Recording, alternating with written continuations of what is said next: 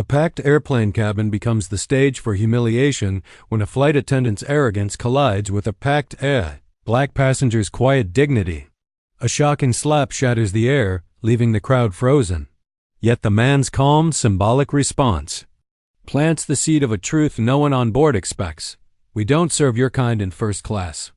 The words sliced through the low hum of the airplane cabin like a blade. 100 pairs of eyes shifted toward the aisle where a tall black man, dressed in a crisp navy blazer, stood quietly by seat 1A. His hand rested on the leather headrest. Steady, unbothered, though the insult hung heavy in the air. The airplane smelled of recirculated air and expensive perfume. Overhead bins clicked shut, the soft rumble of jet engines building under the floor.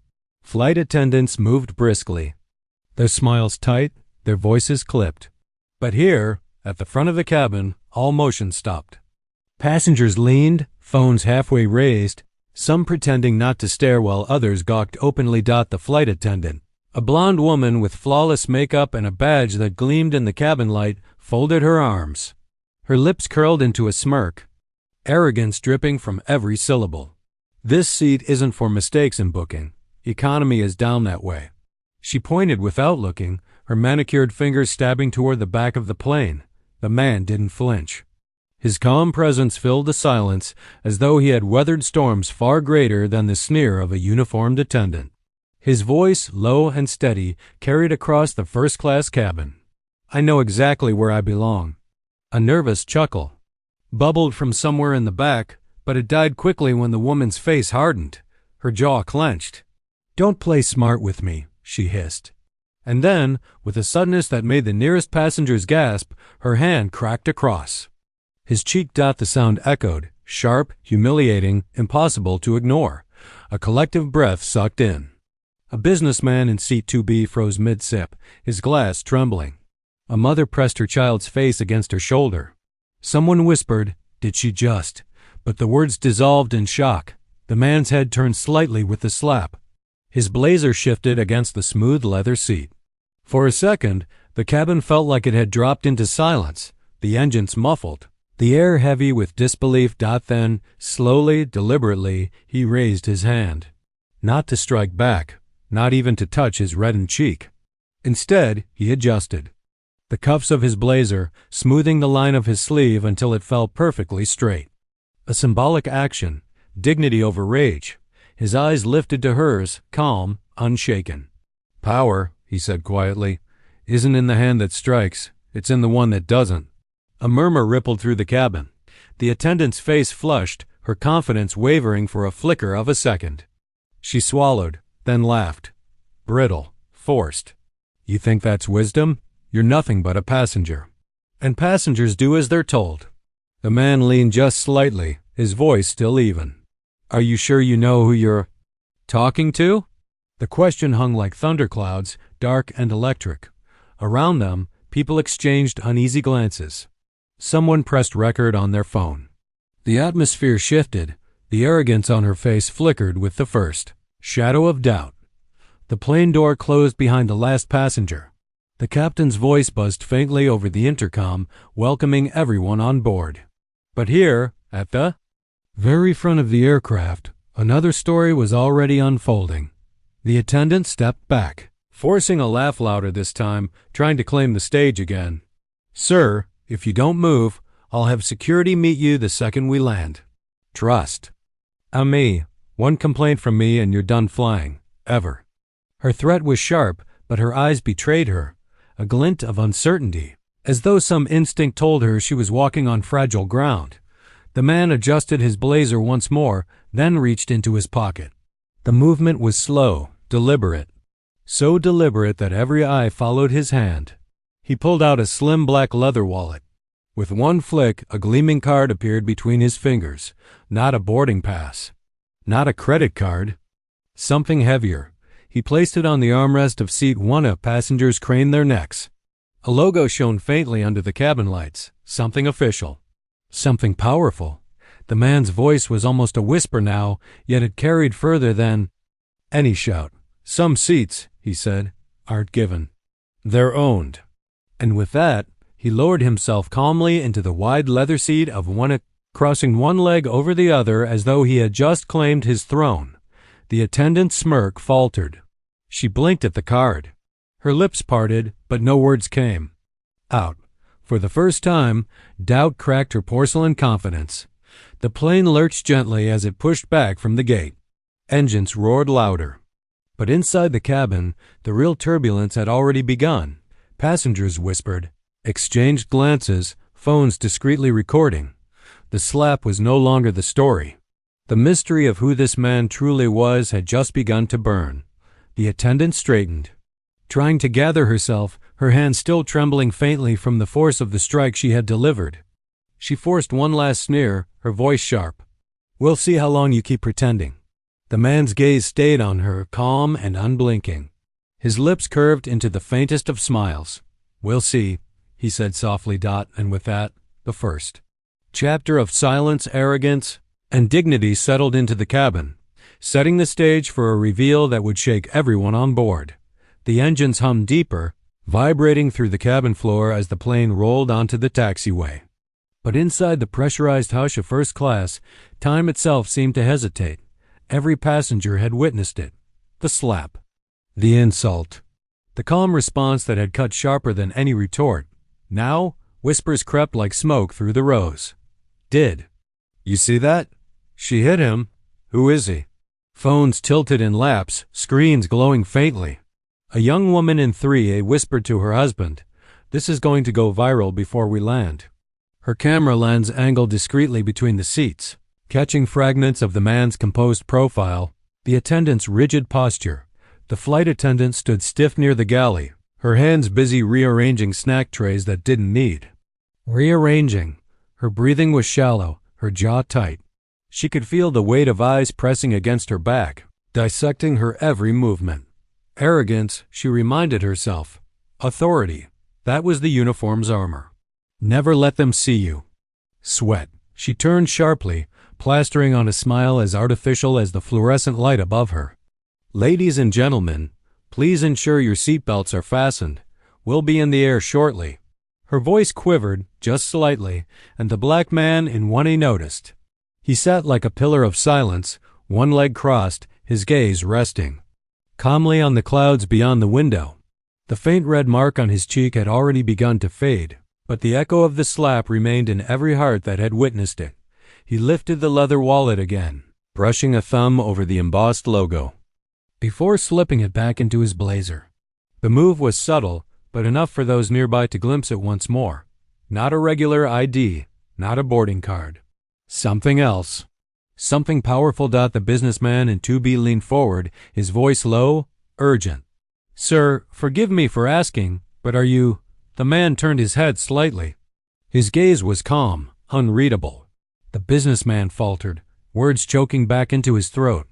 Instead, he cleared it awkwardly and sank into his seat, but his eyes lingered, curiosity gnawing. Behind them, the murmurs thickened. Every passenger had a theory. A CEO? A government official? A celebrity traveling incognito? But no one dared say it aloud. The attendant, however, grew bolder in her silence. Arrogance hardened into cruelty as she stalked back down the aisle. Her heels clicked against the carpet. She bent suddenly toward a mother seated with her child. "You didn't see anything unusual, did you?" The woman stiffened. Well. Her eyes darted toward one. He didn't do anything wrong." The attendant's smile sharpened. "Passengers who interfere with crew authority can be removed from future flights." The words dripped like venom, but the mother only hugged her child closer, her lips pressing shut. Fear won over honesty. The attendant straightened, satisfied, and continued down the aisle, sowing intimidation where she walked. But intimidation had limits. At the back of first class, a college student in glasses whispered to the man beside him, "I'm uploading this. Right now." His phone screen glowed with a paused recording. The slap, the insult, the quiet dignity. "The world needs to see this." His friend nodded, glancing nervously toward the attendant. "She's gonna lose her job." The student shook his head. "This isn't just about her." He tilted his chin toward one. "That man, there's something about him. Look at how calm he is. He knows something we don't." The engines roared louder as the plane began its climb down the runway. The cabin trembled lightly, pressing passengers into their seats as gravity pulled against steel wings. But the real gravity was here, in the tension coiled between arrogance and dignity. The man in one closed his eyes briefly as the plane lifted. His thoughts were still, his breathing steady, as though turbulence couldn't touch him. When his eyes opened again, they were sharper, not with anger, but with a certainty that unsettled anyone who met them. The attendant returned, her smile thin as paper. She leaned toward him, her perfume sharp and suffocating. "Enjoy the flight while you can, because when we land, you won't be so calm anymore." He turned his head slowly, his gaze locking with hers. Silence stretched between them until she shifted, uncomfortable under the weight of his composure. Then, softly, he spoke. "You've already landed where I need you to be." Her brows furrowed. "What does that mean?" But he didn't answer. Instead, he reached into his blazer again, pulling out not the wallet this time, but a slim, matte black phone. He tapped once, and the screen lit up. On it, a message glowed. "Ready for departure." Cabin secured. The attendant blinked, confused. Her arrogance faltered, tangled with a flicker of unease. What is that?" He locked the screen, slid the phone back, and leaned against the headrest, eyes drifting once more to the window. The plane pierced the clouds, climbing higher, the city vanishing beneath them. Passengers whispered, unease thickening with curiosity. Somewhere, a truth was waiting, a truth that would shift the balance of power in this cabin forever. 4. Now, though, only one certainty remained. The slap was no longer the climax. It was just the beginning. The airplane steadied as it cut through layers of white cloud, climbing toward smooth altitude. Seatbelt signs glowed, passengers shifted in their seats, and the cabin filled with a subdued rustle of magazines, tablets, and whispered conversations. But beneath the ordinary rhythm of flight, something hung heavy in the pressurized air. A slap. A silence. A mystery seated calmly in 1A. The passengers weren't just travelers anymore, they were witnesses. And witnesses, when afraid, turned into judges. A woman in 4C whispered, "I can't believe she hit him." Her seatmate frowned. "She wouldn't. Just do that without a reason. Maybe he provoked her." "Did you see him provoke her?" The man shifted uncomfortably, glancing toward the flight attendant. "I'm just saying." These murmurs grew, carried down the rows like contrails. Across the sky, the cabin was dividing, the slap becoming not just an act of violence but a question of loyalty. The attendant reappeared, her tray balanced with drinks. Her smile was stretched thin, her hands trembling ever so slightly as she bent toward passengers. "Would you like sparkling water? Orange juice?" The businessman in 2B shook his head. His eyes flicked nervously toward 1A. "No, thank you." She turned to 1A, her smile stiffening like plaster. "And you?" The man met her gaze calm as ever. "Water. Just water." Her hand paused, hovering over the bottles, as though she expected him to say more. But he didn't. His silence was louder than arrogance.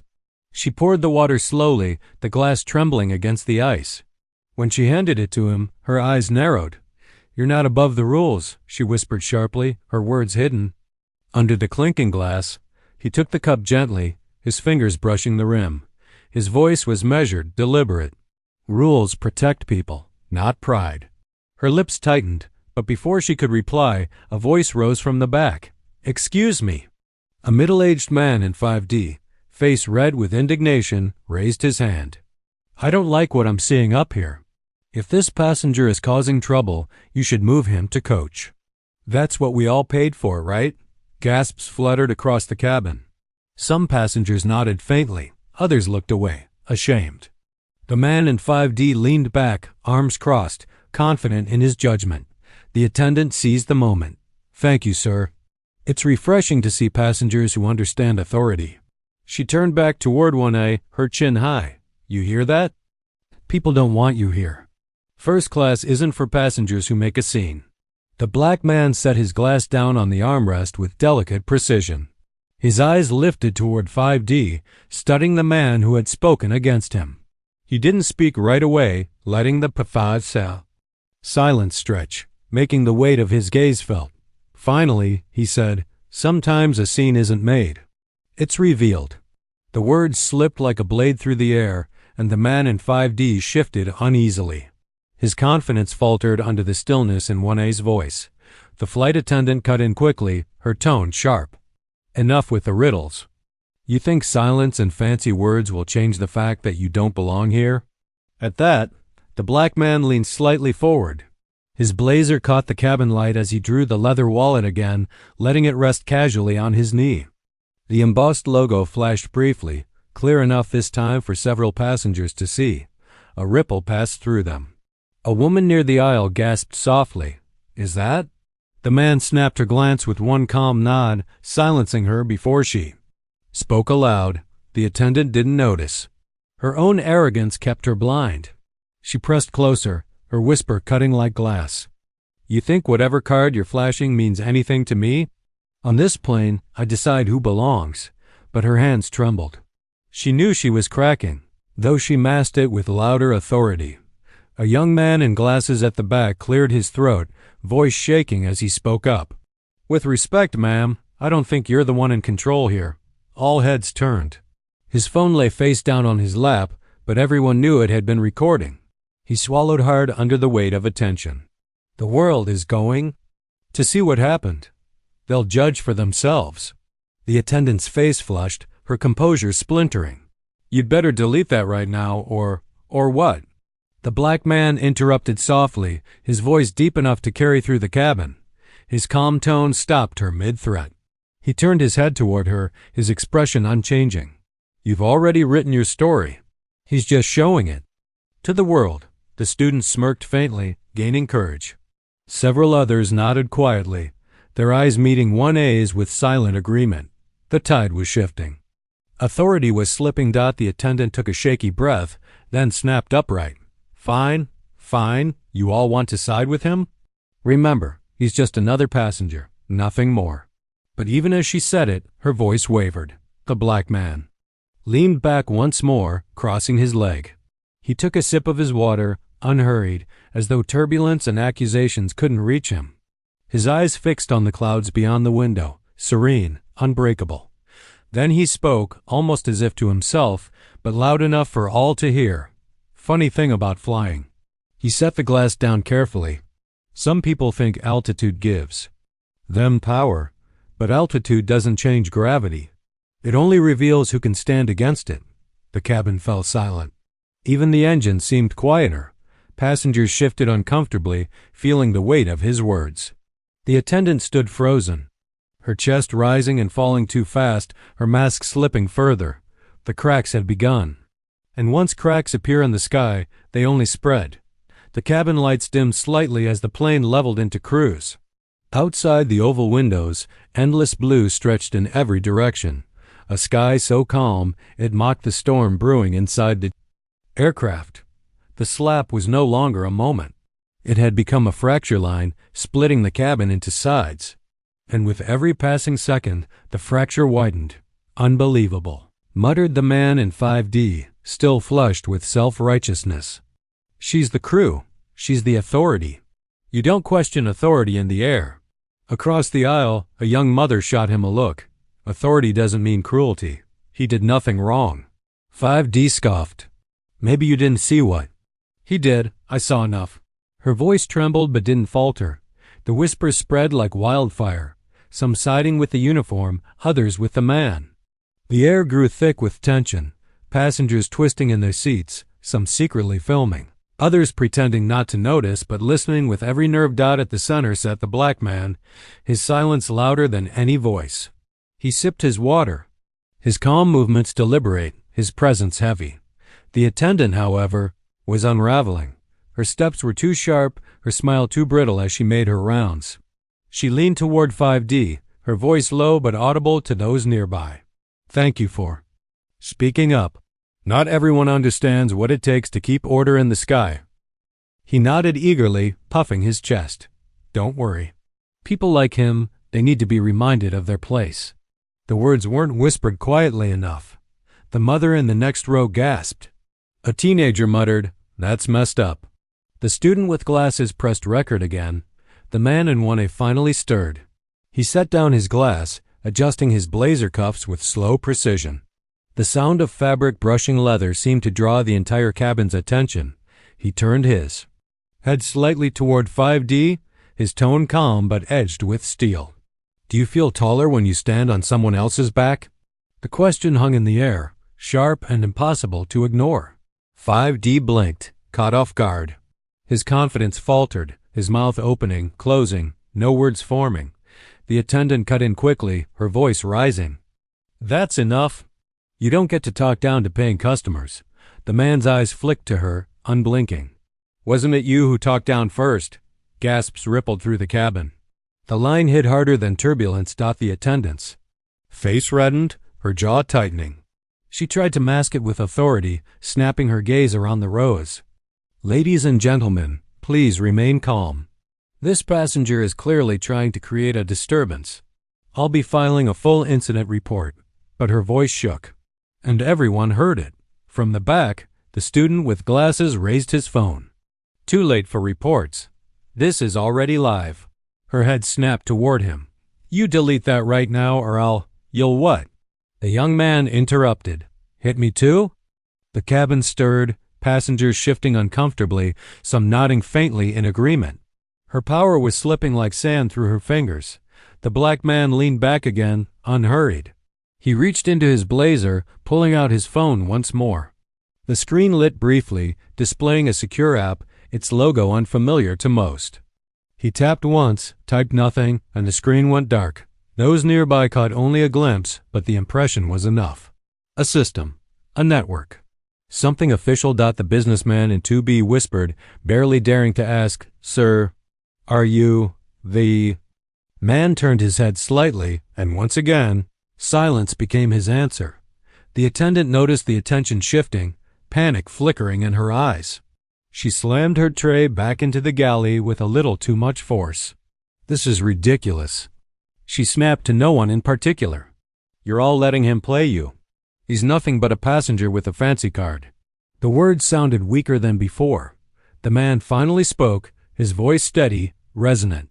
Funny thing about cards, sometimes they're keys, and sometimes they're mirrors. Confusion rippled across the cabin.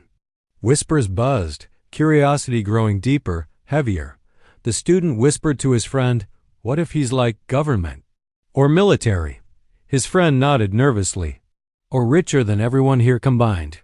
The attendant tried to laugh, but it cracked in her throat. Don't be ridiculous. If he had that kind of power, he wouldn't be sitting here like the rest of you. The black man's lips curved into the faintest smile. His gaze drifted to the window, to the endless horizon.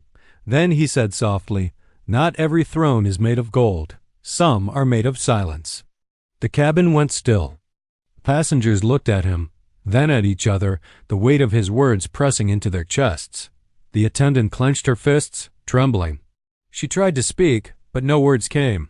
And then, as if on cue, the plane jolted suddenly. Turbulence. Rattled trays, glasses shook, a gasp swept the cabin. For a moment, everyone grabbed their seats, breath held. The engine steadied. The turbulence passed, but inside the cabin, the real turbulence was just beginning. Because now, no one believed he was just another passenger. The steady hum of the engines filled the cabin, but it wasn't enough to drown out the rising storm inside. The passengers were no longer silent. Whispers had become voices.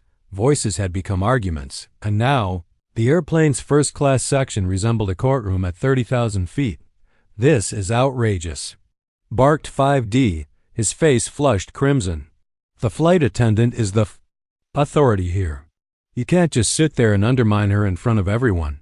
From across the aisle, the young mother fired back, her child clutching her arm. Authority isn't a free pass to humiliate someone. He didn't do anything wrong, and you know it. A businessman in 2C leaned forward, his tone clipped. We're in the air.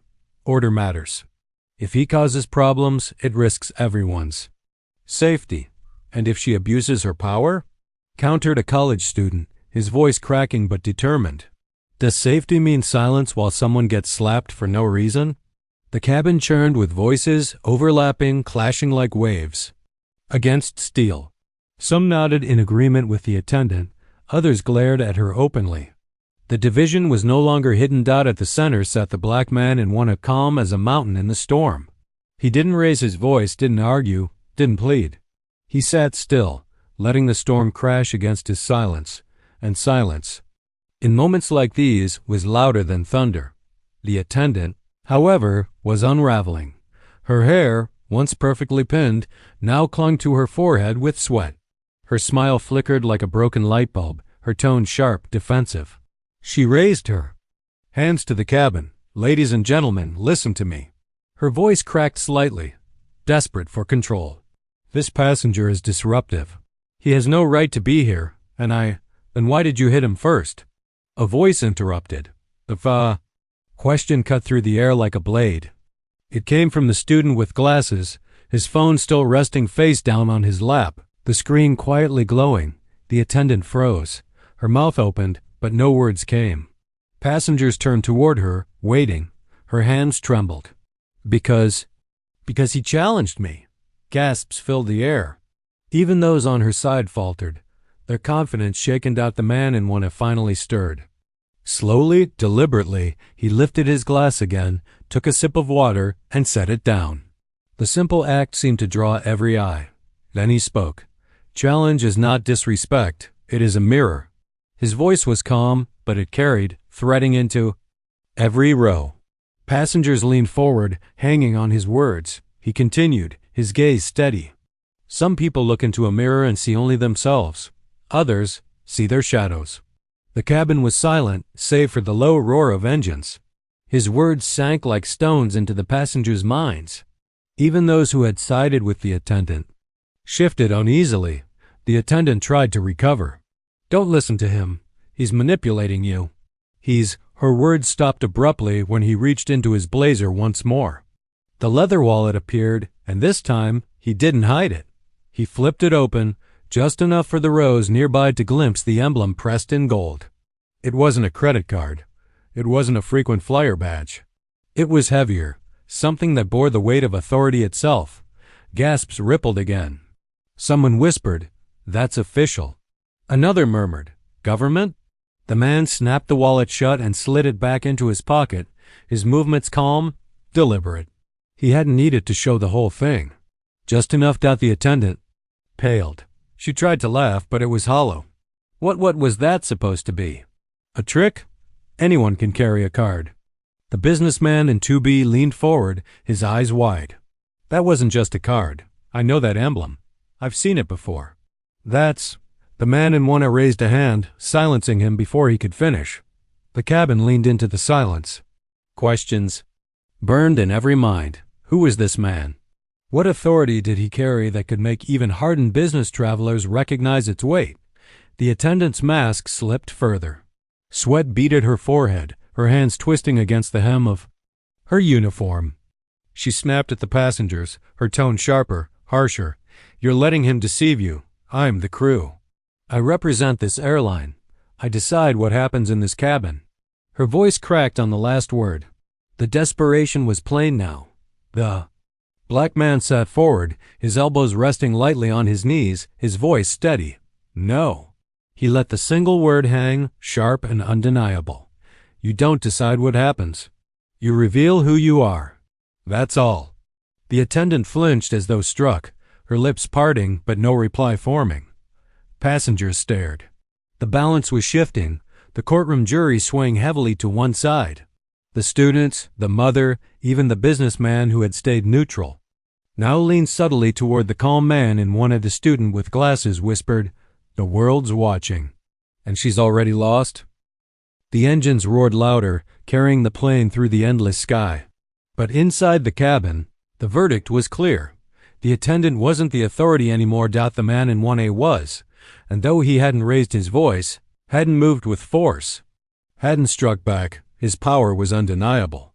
A power that was about to reveal itself in full. For now, though, he leaned back once more, calm, silent, as though the storm belonged to him. The courtroom in the sky had delivered its first verdict. Plane cruised steadily through the night, but inside, turbulence had taken over. Not the kind that shook wings or rattled trays, This was human turbulence. Raw and uncontainable. The flight attendant's voice had grown shrill, strained under the weight of her own unraveling control. "I will not be disrespected on my flight," she shouted, slamming her palm against the service card so hard that plastic cups rattled and toppled. The sound was like a gavel, but it didn't silence the cabin. Instead, it echoed her desperation. "Your flight?" The young mother's voice cut through. "This isn't your kingdom. We paid for these seats. You work here. You don't own us." The words struck harder than expected. A few passengers clapped softly, almost hesitant at first, then firmer, as though courage was contagious. The attendant's face burned crimson. She whipped her head toward the black man in one eye, her voice trembling with fury. "This is your fault. You're turning them against me." He didn't flinch.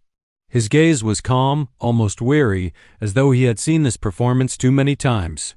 "Before, I turned nothing," he said quietly. "You showed them who you are. They simply believed what they saw." His words spread like ripples in water, simple but impossible to ignore. The attendant's fists clenched. "You think you're clever, don't you? Sitting there, acting like you're above me. But you're nothing. Just another." Her tongue stopped, the word she wanted to say trapped in her throat.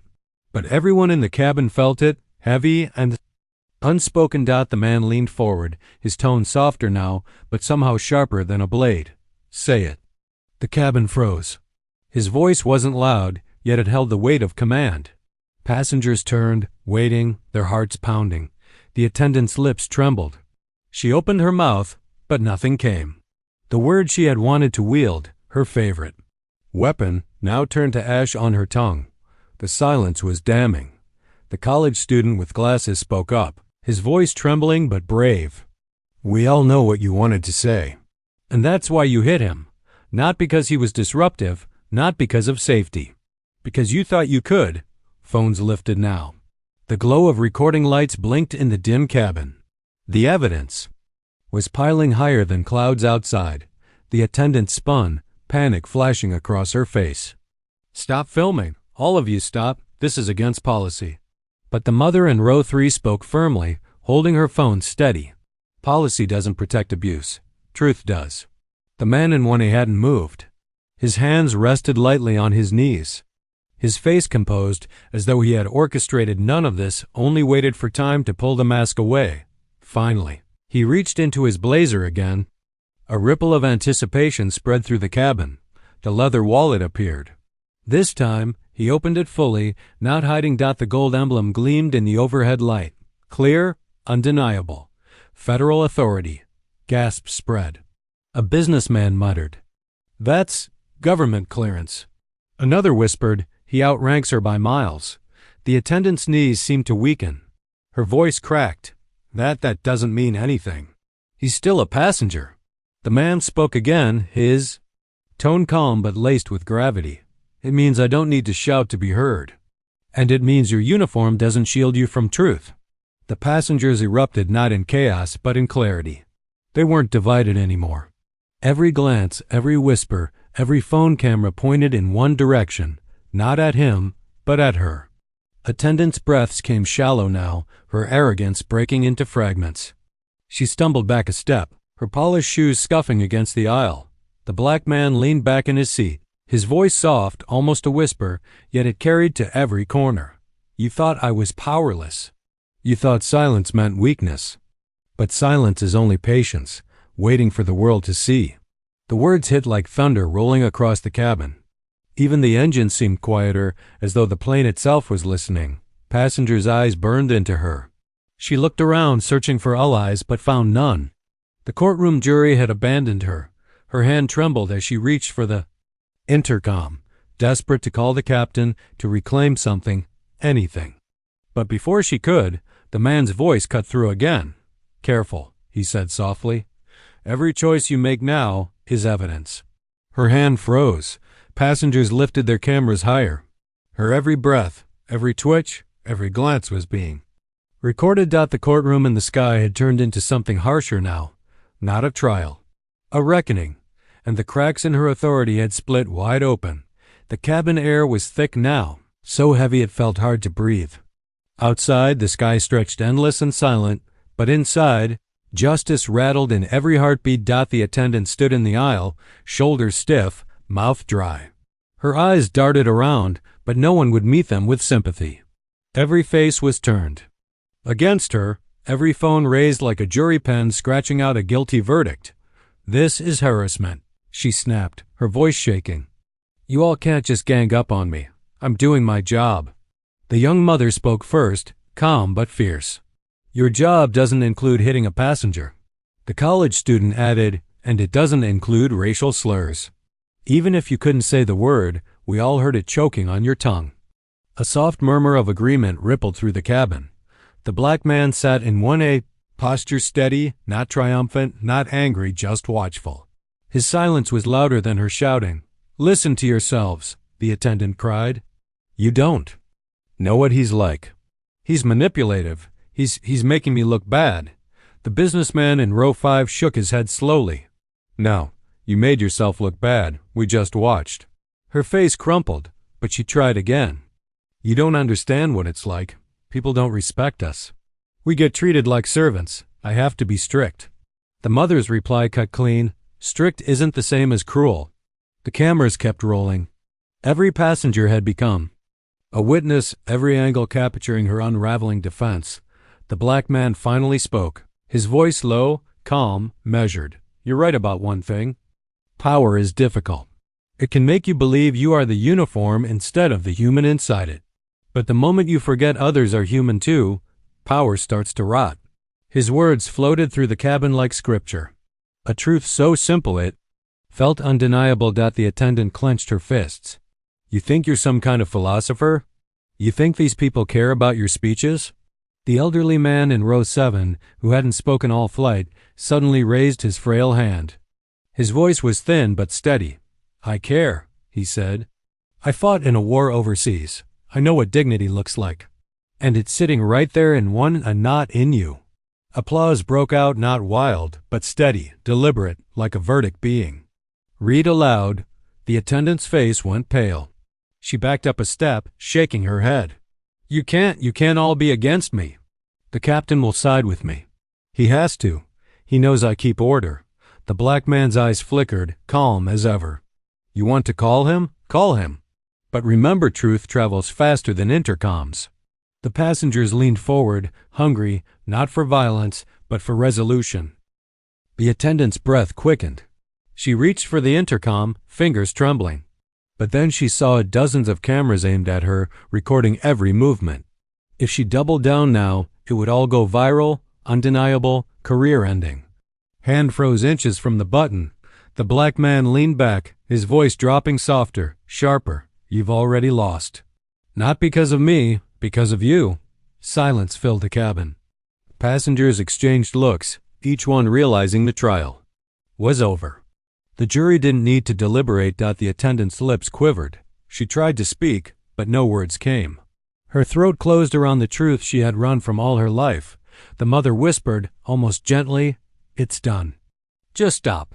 The attendant staggered back, her perfect bun unraveling, strands of hair falling across her face. The mask of control had shattered. The black man closed his eyes briefly, like a judge passing sentence without raising his voice. "This isn't humiliation, it's revelation. Sometimes the world has to see the rot before it chooses to heal." The words weren't just for her, they were for all of them. And every passenger felt it. The courtroom in the clouds had spoken. The verdict was written in silence. In camera lights, in the faces turned toward dignity and away from arrogance. And for the first time since the plane left the ground, the flight attendant understood what true turbulence felt like. The intercom chimed, breaking the heavy silence. Every passenger froze, eyes locked on the trembling attendant. Her finger hovered inches above the button but never pressed it. Then footsteps. Slow, deliberate, echoing against the narrow aisle. The captain appeared. Tall, broad-shouldered, his crisp navy uniform pressed to perfection, hat tucked under one arm. His presence carried weight, the kind that could silence a crowd. "What," his voice cut like steel, "is happening in my cabin?" The attendant almost collapsed with relief. "Captain," she cried, rushing forward. Thank God. These passengers have turned against me. This man," she pointed sharply at the black passenger, "has been disruptive, disrespectful, threatening me. You have to remove him, now." The captain's blue eyes swept the room. Calm, calculating. He had seen riots in airports, passengers snapping under pressure. But this was different. Every passenger's phone remained raised, tiny blinking red lights recording. Every face turned toward him, not with respect, but with expectation. The captain narrowed his gaze on the man in one eye. The black man didn't flinch, didn't even blink. He simply returned the gaze, calm and steady, like someone who knew storms far greater than this one. "Is that true?" the captain asked, voice low. The mother from row 2 leapt up. "No, Captain, we all saw it." She slapped him. She mocked him. She tried to humiliate him. The college student shouted, "It's all on video. We recorded everything." The businessman's voice boomed. "If you protect her, you're protecting abuse. That's not order. That's corruption." The captain raised a hand, silencing the crowd. He turned back to his attendant, whose face had gone chalk white. "Is this true?" he asked quietly. Her lips trembled. "They're twisting it. They want to make me the villain. I was enforcing rules." The black man finally spoke, his tone so soft it forced the cabin into silence. "Rules without humanity aren't order. They're chains, and chains always break." The captain's jaw tightened. The words struck something deeper than he wanted to admit. For a moment, time seemed to freeze. The flight, the hum of engines, the pressurized air. The attendant clutched his arm, desperate. "You have to believe me. If you don't, my career is over." The captain pulled his arm free. His eyes flicked again to the phones, to the passengers' fierce stares. "This isn't about belief," he said slowly. "It's about proof. And the proof is staring at me from every angle." A murmur of relief swept through the passengers. Some applauded softly. The attendant's knees buckled. No, you can't." The captain straightened, voice firm. "You're relieved of duty. Sit down." Her mouth opened in shock, but the authority in his tone left no room for defiance. Trembling, she backed into an empty jump seat, head bowed, as the passengers exhaled like a storm breaking, but the tension didn't vanish. It shifted. All eyes turned again to the black man. The captain faced him directly now, his tone softer, almost wary. "You held yourself with restraint when others wouldn't have. For that, I thank you." The man tilted his head slightly, expression unreadable. "Restraint isn't weakness, it's preparation." Something flickered in the captain's eyes. Respect, or maybe fear. The businessman muttered under his breath. "Who is this guy?" The man's calm smile hinted at something unspoken, a truth that hovered just beyond reach. The captain seemed to sense it too. "We'll talk privately when we land," he said carefully. But the black man's answer was quiet, certain. "No, Captain. We'll talk before we land." The words dropped like thunder in the small cabin. Passengers exchanged stunned glances. The captain's composure cracked for the briefest second, then he nodded as if he already knew resisting would be futile. The first time, the power in the cabin had shifted not to the captain, not to the passengers, but to the man in 1A. The man who spoke like storms, the man who owned his silence as much as his words. And though no one said it out loud, the question burned in every mind. Who exactly is sitting among us? The engines roared on, carrying them closer to a truth that would shake the sky itself. The cabin lights dimmed slightly, casting long shadows across the aisle. The hum of the engines deepened, filling the silence like a steady drumbeat. Passengers whispered among themselves, their voices sharp and breathless. "Who is he? He talks like he owns the place. Maybe he's military. Or government." The captain stood tall at the front, but for the first time, it wasn't his presence commanding the cabin. It was the man in 1A. He sat with his hands folded, lightly, gaze fixed ahead, calm as ever. But there was a gravity around him now, a weight in the air that made every heartbeat louder. Finally, the businessman couldn't take it anymore. He leaned forward, voice low but urgent. "Sir, forgive me, but you've carried yourself differently from the start. Who are you, really?" Dozens of eyes sharpened, waiting. The man slowly rose from his seat. His height surprised many taller than expected, shoulders broad yet posture graceful, like someone long accustomed to command. He spoke with measured calm. You've all seen what happens when arrogance tries to crush dignity. You've seen what silence allows. And you've seen what truth feels like when it enters a room. The college student whispered, He's not just another passenger. The captain crossed his arms, gazed tense. You're speaking in riddles. Enough. Tell us plainly. The man's eyes locked on his. A faint smile touched his lips. Plainly, then plainly. I am not just a passenger. I am the man this airline answers to. Gasps erupted. Phones shook in trembling hands as passengers leaned closer. The attendant in the jump seat looked up, her face draining of color. No, that's not possible. But the businessman's eyes widened. Wait, you mean? The man nodded once. Yes, I am the majority shareholder of this airline. Every flight, every uniform, every rule, you've all been moving within the walls I built. The words rippled through the cabin like an earthquake. People exchanged stunned glances, jaws dropping, voices rising. The captain's face hardened, torn between disbelief and dawning recognition. I've seen your photo, he whispered. On the board reports. You. His voice cracked as the truth struck him. The man's calm expression didn't falter. I came aboard this flight without an entourage, without announcement. Because power isn't proven by who kneels before you. It's revealed by how the powerless are treated. The passengers erupted in murmurs, some awestruck, some furious on his behalf. The mother from row 2 cried out, So she mocked you? The man who owns the very wings carrying her through the sky? The attendant shook violently, covering her face with her hands. I didn't know. I swear I didn't know. The man's gaze fell on her not with anger, but with a strange, heavy pity. You shouldn't have needed to know. Respect isn't owed to power. It's owed to humanity. His words landed heavier than any punishment. She broke into quiet sobs, shrinking into the seat. The captain stood straighter, voice subdued now. Why didn't you reveal yourself sooner? The man glanced slowly around the cabin, meeting the eyes of every trembling passenger. Because truth is most powerful when it exposes itself. If I had spoken early, you would have defended me out of fear of who I am. But now, he gestured to the phones, the witnesses, the trembling silence. You defend me because you saw injustice with your own eyes. That difference will echo louder than my name ever could. The passengers nodded, their respect transforming into something deeper. Reverence. The college student whispered, This is history happening in a cabin at 30,000 feet. The businessman's voice cracked with awe. Sir, the world needs to hear this, needs to see this. The man's calm eyes softened. They will, but not because I demanded it, because you chose to tell it.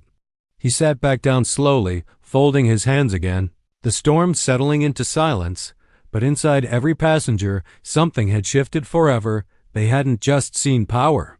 They had seen justice carried quietly in a man's dignity until the world was forced to bow. And though the engines carried them forward as if nothing had changed, every soul on board knew they were no longer just passengers on a flight. They were witnesses to a revolution written in the sky. The wheels kissed the runway with a trembling roar. The cabin jolted forward, oxygen masks rattling slightly in their compartments. Yet no one cared about the landing. Every eye remained fixed on the man in 1A. As the engine slowed and the plane rolled toward the gate, 100 phones were still raised, recording, trembling in eager hands. The silence in the cabin wasn't fear anymore, it was reverence. The captain's voice cracked through the intercom, shaky but clear. Ladies and gentlemen, welcome home. The words felt hollow, drowned beneath the truth that had just unfolded. When the seatbelt light blinked off, passengers surged from their seats, but not in the usual frantic rush. They gathered in the aisle, forming an unspoken circle around the man who had been mocked, doubted, and finally revealed. The attendant, still trembling, stepped forward with tearful eyes. Sir, I beg your forgiveness. I didn't see you, not for who you were, not even for who you are, but for who you've always been. The man's voice was steady, quiet, but it carried through every corner of the cabin. You saw me as less because of my skin, but forgiveness isn't mine to grant, it's yours to earn. To yourself, her sobs deepened. She collapsed back into a seat, face hidden in shame. The captain approached next, shoulders heavy, his proud posture gone. I wore these stripes like armor, he admitted. I thought they gave me authority. But today, they only revealed my blindness. The man looked at him for a long, piercing moment. Authority without humanity, he said softly, is just arrogance with wings. The captain's face broke, and he bowed his head for the first time in his career, not to a superior, not to rank, but to truth. The doors opened. Sunlight streamed into the cabin like a cleansing flood.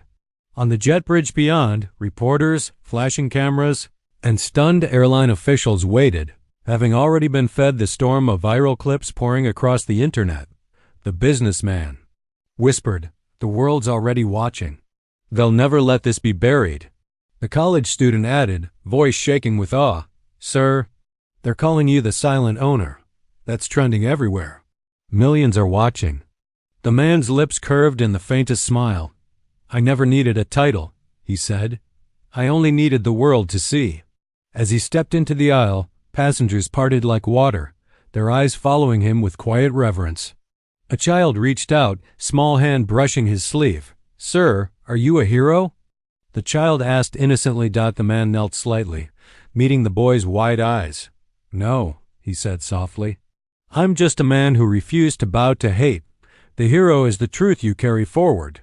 Gasps filled the air as his words sank into every heart. He walked slowly toward the open door, sunlight catching his figure, turning him into a silhouette against the world waiting outside. And when he stepped through, cameras flashed like lightning, shouts erupted. "Is it true you're the owner? Will you fire the crew? What happens to the captain and attendant? Do you forgive them?" He paused only once, gaze steady on the sea of flashing bulbs. "My punishment isn't needed. The truth punishes itself. The question isn't what happens to them, it's what happens to us as a people when we allow silence to protect injustice." His words weren't shouted. They didn't need to be. The world leaned in, listening harder to his whisper than they ever had to their own noise. He turned, descended the stairs, and disappeared into the crowd. But his absence didn't leave emptiness. It left a fire. Within hours, the world was ablaze. Clips of the incident flooded every screen. Hashtags surged. Protests and debates ignited. Some raged with shame, others with pride. But no one could deny what they had seen. A man mocked for his color, a man silenced for his dignity, a man revealed as the owner of the very sky they had doubted he could belong to. The attendant vanished from public view, her shame immortalized in clips replayed 1 billion times. The captain resigned, his stripes no longer armor but scars. And the passengers? They became accidental witnesses to a revolution that began in a cabin and spread across the globe. Yet the man himself, calm, quiet, untouchable, vanished into the world as though his only purpose had been to remind humanity of something it had long forgotten. That dignity, once revealed, can never again be denied. And though the engines roared on, though flights continued and skies filled with contrails, no one could ever step aboard a plane without remembering the day one man's silence spoke louder than the world's prejudice. The revolution had not ended at the landing strip. It had only just taken off.